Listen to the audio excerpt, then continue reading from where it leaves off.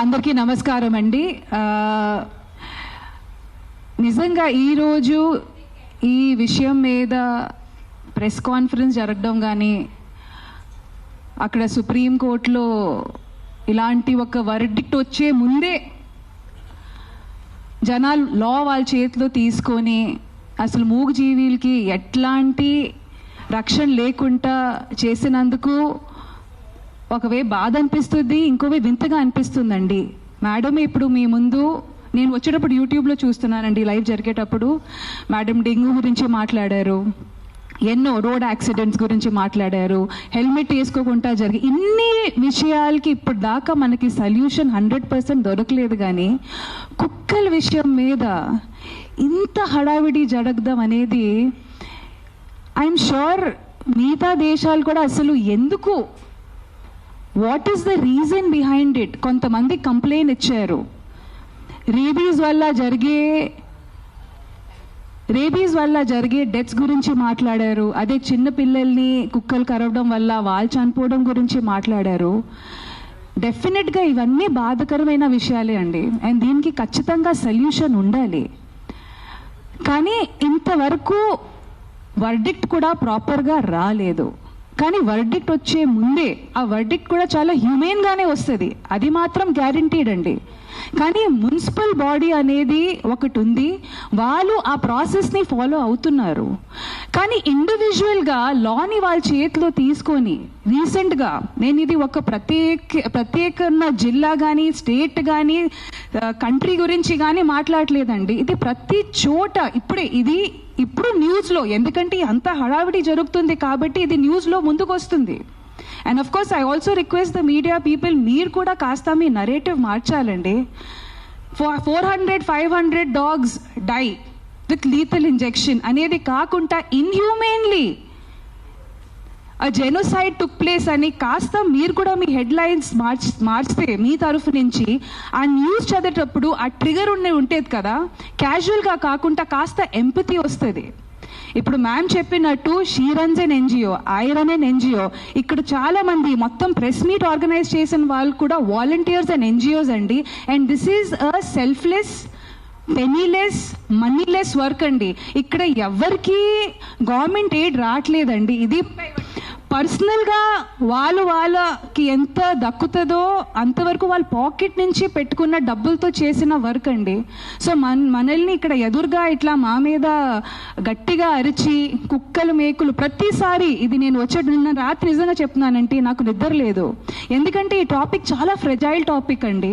మేము కుక్కల గురించి మాట్లాడితే ఇక్కడ ఎదురుగా వచ్చి మేకల గురించి, ఆవుల గురించి, మన కోడిల గురించి మాట్లాడతారు.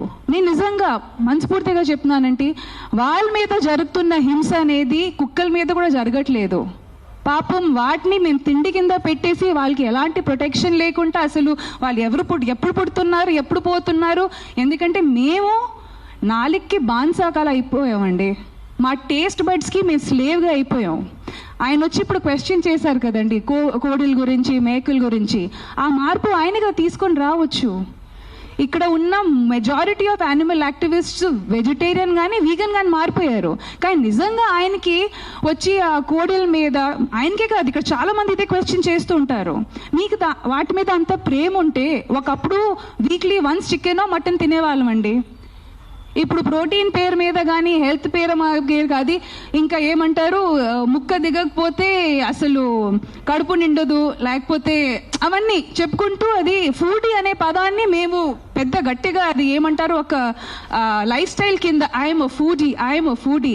ప్రకృతి అనేది నేను చెప్తున్నానండి, కోడి మేకలు కుక్కలే కాదండి, చెట్టులకి కొత్తిమీర ఆకు కూడా ప్రాణం ఉంది. అందుకే పెద్దోళ్ళు చెప్పారు, అన్నం తిండి తినే ముందు ఆ ఫుడ్కి మనం రెస్పెక్ట్ ఇవ్వాలి, ఎందుకంటే అది కూడా మాకు ప్రాణం పోయడానికి తన ప్రాణం త్యాగించింది. సో దాన్ని మనం రెస్పెక్ట్ ఇవ్వాలి, పెద్దోళ్ళు కూడా అదే అన్నారు. కానీ ఈరోజు ఎక్కడో అంటున్నాం కదా, మా సంస్కృతి కానీ మా పద్ధతులు కానీ అంతా మా బట్టల మీదే ఉండిపోయింది తప్ప మా అమ్మమ్మలు వీళ్ళందరూ మిగిలిపోయిన ఫుడ్ కానీ అన్నంలో కానీ పెరుగు పాలు కలిపేసి బయట కుక్కలకి వేసేవాళ్ళు. అదే కాకుండా ఇంట్లో చపాతీ చేసేటప్పుడు కూడా ఫస్ట్ 2 చపాతీలు ఆవులకి, లాస్ట్ 2 చపాతీలు కుక్కలకి. ఆ సాంప్రదాయాలన్నీ మేము మర్చిపోయాము, అవన్నీ గుర్తుపెట్టుకోవట్లేదు మేము. ఆ విషయాలు, ఆ సంస్కృతి అవన్నీ మర్చిపోయాము. అవన్నీ పక్కన పెట్టేసి ఒకప్పుడు ఆవు అనేసరికి ఒక ఫ్యామిలీ మెంబర్, ఆవు నుంచి వచ్చే పాలు అనేది ఫస్ట్ బిడ్డ తాగిన తర్వాత, ఆవు బిడ్డ తాగిన తర్వాత మిగిలిన పాలతో మేము టీ కానీ పెరుగు కానీ వేసుకొని ఎంత అంటే మినిమల్గా బతికేవాళ్ళు. ఇప్పుడు ఆవుల్ని కూడా, ఆవు పాలని కూడా ఇండస్ట్రియలైజేషన్ చేసేసాము. దాన్ని ఎవరు క్వశ్చన్ చేయట్లేదు. చక్కగా టీ తాగుతున్నాము, జున్ను తింటున్నాము. జున్ను ఎవరికండి అవసరం? జున్ను అనేది ఫస్ట్ పాలండి ఆవుది, అది ఆవు బిడ్డకే అవసరం, మాకు కాదు. అది అసలు మనం తింటే అది మనకు సరిగా అరగదు కూడా, కానీ ఏదో టేస్ట్కి మేము తింటున్నాము. దీన్ని ఎవరు క్వశ్చన్ చేయట్లేదు. మన కన్వీనియన్స్ బట్టి, ఎందుకంటే ఈరోజు కుక్కలు మాకు అవసరం కాదు, కుక్కలు అవసరం కాదు, తీసేయండి. పావురాలు అవసరం కాదు. ఒకప్పుడు పావురాలు మాకు టెలిఫోన్ లెక్క. మన ఏదైనా సంప్రదించడానికి కానీ, ఏదైనా మెసేజ్ పంపడానికి కానీ, లెటర్లు పంపడానికి కానీ అప్పుడు మాకు పావురాలు అవసరం. కాబట్టి వాటిని ట్రైన్ చేసి, వాటిని బ్రీడ్ చేసి మేము పెంచుకున్నాము. ఇప్పుడు టెలిఫోన్లు వచ్చేసాయి, సో పావురాలు అవసరం కాదు, వాటిని చంపేయండి, తీసేయండి. ఎక్కడికి వెళ్తాయండి? మనకు అవసరం లేదండి, తీసేయండి. ఒకప్పుడు కుక్కలంటే మమ్మల్ని ఎక్కడ రోడ్డు మీద మమ్మల్ని బాగా చూసుకోవడం కానీ, ఓకే సరే ఆ విషయం కూడా పక్కన పెడతామండి.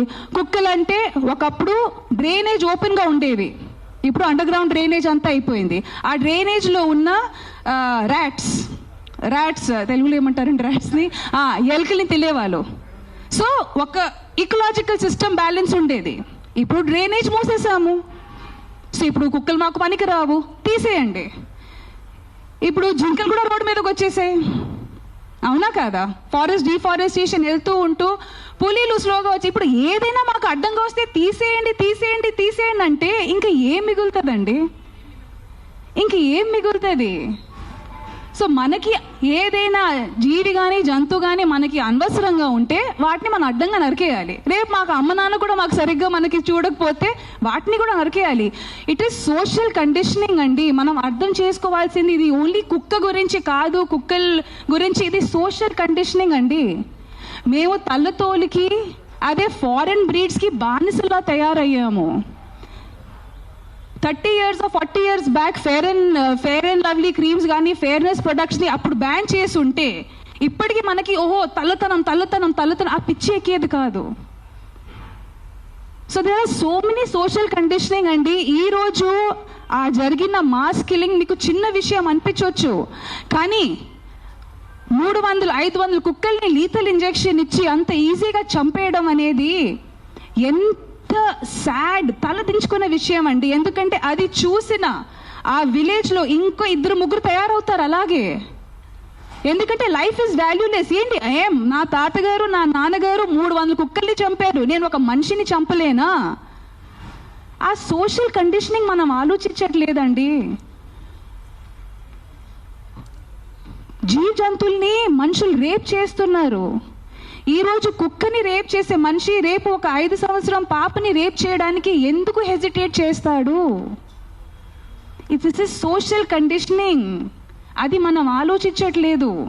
ఇఫ్ వీ విల్ మేక్ కిల్లింగ్స్ని మనమంతా నార్మలైజ్ చేస్తూ, ఇప్పటికే మనం బుచ్చర్ షాప్స్ అట్లా రోడ్ మీద నరికిన మేకల్ని కోడిని అట్లా హ్యాంగ్ చేసి మనం ఎంపతిని న్యూట్రలైజ్, ఇది నార్మలైజ్ చేస్తాము. చంపడం అనేది మేము నార్మలైజ్ చేస్తున్నాము, అది తప్పు అని. అది ఒకే విషయం మేము చెప్పడానికి ట్రై చేస్తున్నాం. Don't normalise killing. లా అనేది ఒకటి ఉంది, ఒక మున్సిపల్ బాడీ ఉంది. మ్యామ్ చెప్పినట్టు మీకు ఎలాంటి ఇబ్బంది కలిగితే reach out to the law makers, reach out to the municipal body. Don't take law in your hand. 99% of the time law వాళ్ళ చేతి. ఇప్పుడు అంటున్నారు కదా ma'am, this is convenient law taking in the hands. మన పక్కన వాళ్ళు ఒక అబ్బాయిని రేప్ చేశారు, చిన్న పిల్లల్ని రేప్ చేశారు. అప్పుడు ఎందుకు మీ లా తీసుకోరు మీ చేతిలో? అప్పుడు ఎందుకు వెళ్ళి ఆ మగాల్ని మీరు చంపరు? చెప్పండి అందరు కలిసి.